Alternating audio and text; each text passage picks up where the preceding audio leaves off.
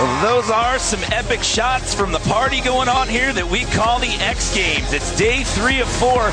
You are looking down on the event deck here at LA Live, and right now we are set to kick off the BMX Park Final. Hello everyone, I'm Jimmy Coleman sitting alongside Dennis McCoy and Kevin Robinson. We have narrowed the field down to 10 riders. We've got last year's defending gold medalist, that man right there, Daniel Dares. He is in the lineup, but our top qualifier coming into this was last year's silver medalist, Dennis Enarson. We have 10 riders. It's 2 heats of 5. We run them in a 15-minute jam session, and we're taking 5 riders out of these top 10 going into our final. And there's a shot of Brett Banasiewicz. He is the youngest competitor in the field here today at just 16 years old. Last year was his first X Games. He barely missed the podium. He finished in 4th, and he is going to start us off. Banasiewicz in for his first run. It's so amazing the progression level that has come on with some of the youngest riders. Yeah, he's certainly pushing the envelope. Oh, the nice big flare over the tombstone around the pool bowl. Check out the speed. Big double whip. Brett's putting it together here. These guys have had an extra day to get comfortable on this course. A gap in between the prelim and now the final. A little bit low on that flare. But I see a big improvement over the prelims already. And catch bar 450 over the hip. Did he spin those twice? Yes. Brett definitely looked a lot more comfortable than he did in prelims when he had, was battling some bike issues. Good solid run. Yeah, the elimination, his chain kept breaking, and he only got 2 runs. The way this works, it's a 15-minute jam session. These guys have to run in order. It's a 40-second max run clock. The best run score you can possibly get is at 50. It's your 2 best scores total together. And remember, out of these 10, we're taking 5 into the final. And meanwhile, Kyle Baldock is just ripping it up out here. Another guy that, these guys are going to get more and more comfortable in the course as time goes on. Having an extra day of practice in between with less guys to share the course with, it's going to show in the way these guys attack it. He is our only X Games rookie in the lineup here. He's coming off a big win last weekend in Park at the Dew Tour, and he's looking pretty calm here in the final. Throw in the front flip. Right front. The tough thing about that is he has barely no transition to land on when he lands, but he still pulls it. Just catching the last little bit of transition right there. We got us a solid start to this, guys. This is coming out with a banger, I gotta say. These guys are ready to battle. Well, another thing to note here is we take the 2 best scores out of each heat, and it's the better 3rd place score between the 2 heats that'll round out our 5-man final. Nice grind there on the carport. Gary's got just the most unique lines of anybody in the bunch. High-speed manual, dropping it down. It always impresses me so much the speed that Gary maintains throughout the course.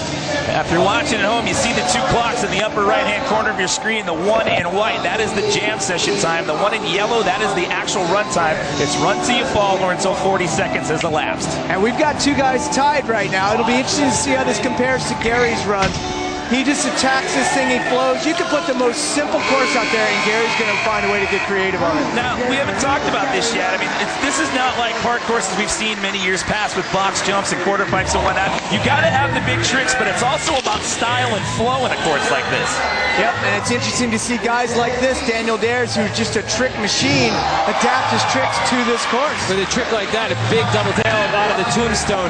And a course like this, too, not only do you have to adapt to this style course, but you have to do it all within a 40-second time frame. So to put all that together, that's challenging. And it's extremely methodical for a lot of these guys. And if you slip up one thing, it's real easy to lose your pace and get lost in this course. And that hasn't happened to Daniel in this run. I'm impressed. He's flowing this thing. It hasn't happened to anybody in this opening round of heat number 1. They are coming out swinging. Oh, the Park 7. Wow. Park 7 over the transfer. That was massive. Kind of a flat spin rotation in that 720. Remember, the best possible run score you can get is a 50, and everybody's pretty evenly matched at this point. We got 2 33s, a 35, and Daniel in there with a 36. But here comes our top qualifier out of elimination. Last year's silver medalist is Dennis Enarson. Wow, big whip. That was definitely an original line. I don't think I've seen that yet with the tail up into the wall. Well, he finished 5 full points ahead of the rest of the field in elimination the other day. Dennis's riding is ridiculous, and I don't use that word lightly. I mean, look at this. He's huge tail whip pocket air. And he's got a wonderful name too, doesn't he? Hey, man. I smile fun I see Dennis ride because he just kills it on everything. I mean, he won Park and Dirt in Salt Lake at a Dew Tour. He could win here and he could beat Garrett tomorrow. He's that good. Big tricks like that, a foot jam nose pick to fakie. A fakie's a universal term. You'll hear it a lot. It means going into a trick backwards or landing it backwards. Wow. Brett's putting it together here. That's the best line I've seen yet. He's another one of those guys like Daniel Darris. He is a trick machine, and he definitely has improved his flow from what we saw out of the elimination round the other day. A nice tuck no-hander. Coming out of Tombstone, building up some speed. Let's see what he can finish with, because this run is very, very solid. Oh, the flare whip sliding out. That'll hurt because he still had time on the clock. And as a competitor, that's frustrating to just nail a run and then mess up at the end. And you hear the buzzer go, so that means that constitutes a fall. Yeah, he kind of corked the front flip out. Kind of got a little sideways barrel rolling style. Oh, Gary kind of slipping out a little bit there. I really think Brett's run was maybe going to score the highest of any run yet had he not fallen at the end. Well, I tell you what, he still got a 30 even with about 9 seconds left on the clock. Remember, it's your two best run scores total together, and that was unfortunate for Kyle Baldock because he's now got a 13. There's still plenty of time left to go through the rotation, though. But you see Kyle's 13, he fell so early in the run. That's the reason why. It's not that you get penalized so heavily for falls, it's when you fall. That's a huge difference. Gary coming up a hair short. You see he kind of hung up there. With that right there, it loses your speed. Now it throws off your plan. You had a game plan coming in of different lines you have. Now you have to quickly adjust, which Gary is showing that he's very capable of doing. Now we mentioned style and flow. He's one of those guys. He doesn't have some of the big tricks like Brett Matasewicz and Daniel Darris, but he attacks this course at high speed. You will see him whipping through these corners with unique transfer lines and gap jumps. And plenty of endurance. I think this contest could run 3 times in a row and Gary would be down for it all. Well, he's been knocking on the door the last 2 years in a row, walking away with a bronze medal, got himself a silver all the way back in 2003. Oh, Daniel Darris off the ski jump with a 360 tuck no-hander. Big double whip. Daniel's looking like he's riding pretty clean to me right now. Like, I'm impressed. He's, dropping the front end, proper landings. Landing smooth, keeping his flow going. Definitely looking a little more comfortable than he did in prelims. Yeah, I was just going to say, he looks a lot more comfortable right now than we saw out of elimination. And he is your defending gold medalist. Got his 3rd one last year. He took the gold in 07, 08, and last year. And he's looking poised to get into that final here in round 1 of the final. There it is again with a big cork 720 over the gap. That is very much Daniel's own style. That might have been a better landing than what he had out of the first run. Now, his first run score was solid at 36. And that gets him a 38, so he's got the highest single run score of the team so far. Anderson, he's been doing that trick for years. Roll on, 270 in, like alley-oop style. That's a lot crazier than it looks. Wow. What a massive transfer. Look at the speed that he's maintaining through this course. The bar-to-bar back in the deep part. I'd like to see some of these guys air big more. It's tricky to get the line to hit that corner with speed. Wow, huge flip. That was a massive flip. When Dennis says bar-to-bar back, he spins his handlebars one direction, catches it, and then spins it back the other direction. And what Dennis does, and few of the guys do, he links these big tricks like this flip over the volcano. A volcano is when there's a deck bigger than the spine, and he'll throw in a tech lip trick, and he'll find his way to get speed back. That's what we need to see more of from a lot of these guys. That should be a big run score for Dennis, and he gets the highest score of the afternoon so far. That's a 40, so that puts him 1 point ahead of Daniel Darris. Did you see that? Front flip tuck, no hand. You guys, we got Brett Matasewicz. Oh, he gets hung up coming out of that pool bowl. Let's check out this replay. Look at this. Tucks the bars in his lap, spreads his hands out. Very well executed.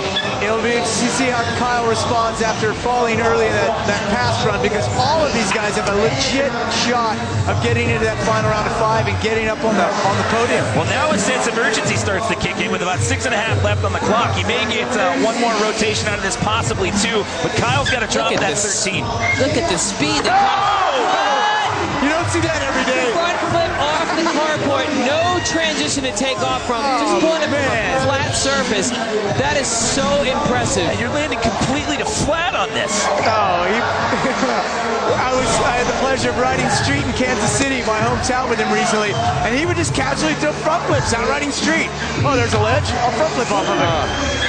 Straight into the flip fakie. I love that I'm starting to see flip fakies again. You know, they got put away for a little while. We're starting to see them come back out again. They're making a comeback. Retro. This will be a big score here for Kyle Baldock, and he gets a 32, so that's what he needed to do. Get rid of that low score of a 13. Here we go with Gary Young again. Gary Young with a nice 360 up into the ski jump. Kyle and Gary are tied right now. Gary would hold the tiebreaker over Kyle, and it's only the best of the third place scores from the two heats that come out. You want to be 1-2 the in your heat. downside grind around the corner. That's when the bottom two pegs catch a grind around, and he does it again. Bridge. He did two big lip tricks going over that doorway gap. And he's maintaining his speed. That's what is so impressive.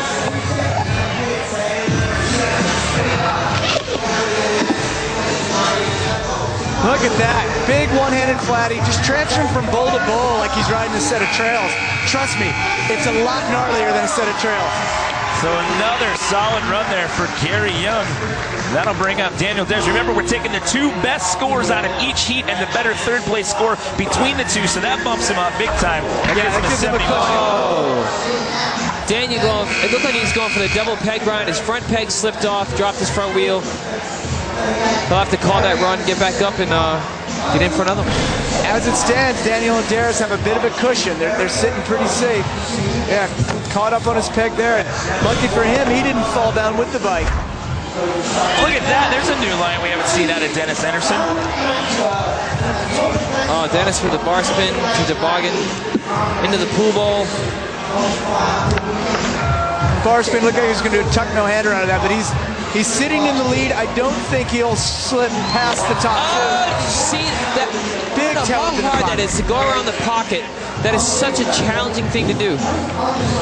There he goes again with that foot jam nose pick coming in backwards. I'm a huge fan of that trick. Do you guys get the feeling that Dennis probably hasn't even glanced over to see what his score is yet? I love that about the guy.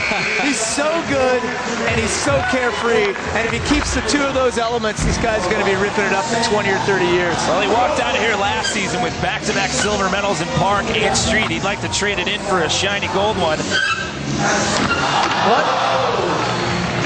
You can get all your X Games schedule information by downloading the new mobile app, where you can log on to xgames.com/schedule. Stay in tune with your favorite events throughout the entire weekend here at X Games 17. That was a bizarre front flip flat. Oh, Kyle Baldock going for the backflip tail whip. This is his first X Games, and he has risen to the occasion. Yeah, he's holding his own, but unfortunately, I mean, Gary Young, Daniel Dez, and Dennis Anderson have just put it together. Yeah, it looks like Brent and Kyle may not be advancing out of this. It all depends on whether they can get another run in and just how much they can boost those scores. Well, at 40 seconds per run with 3 minutes to go, it looks like we may go through the rotation one more time around, but Brent has some definite work to do. With 33s being their top scores, they've got a lot of work to do to pop up into the top three here. But these top three can still shuffle around. These riders all have to be tired to pump at that speed, maintain that speed time after time. The only one I would think would be comfortable with this is Gary Young. And he's the one that just waved it off, and I think it's because he lost his line. It's not because he was out of breath. As a competitor, you know, if this run can't beat my other one, maybe I'm better off saving it for the next one. Well, then you start using energy and everything and expending energy that you could use on your next run. And risk. We're always expending risk. If you figure you do this stuff 10 times, you might fall 1 or 2 of them. Why take that risk if you're trying to make it through to the final round? Exactly. You don't want to expend everything you've got left before you get into that final. That was awesome. Huge alley-oop tail whip transfer out of the pool bowl. Oh, the nice tuck no-handed 360. No-handed flare. Daniel's just stringing tricks together. He's in a good position right now. I'm a big fan of that no-handed flare trick. Speaking from the guy that came up with it first. So Daniel loops out with about 10 seconds left on the clock, so that's not going to help him out. He's not in a bad spot. I mean, he's in 74. Looks like we're going to go through the rotation one more time around. He looks like he's a pretty safe lock to make it into that final. And this guy's definitely a lock right now. Well, he's right on pace from where we left off with him on Thursday. Yes, bar spin to tuck no-hander over the volcano. And a huge pocket table. You have to be so on top of your game to ride a course like this, to have the reaction time so instantly. If something goes wrong, you have to be ready to improvise real quick. That's a new one. For improvising. Yeah, haven't seen that in the line. I can't stress enough how impressed I am that he can link these high-speed moves, go giant, and do that. And do that. A tech risky lip trick to fakie. You know, you don't usually just want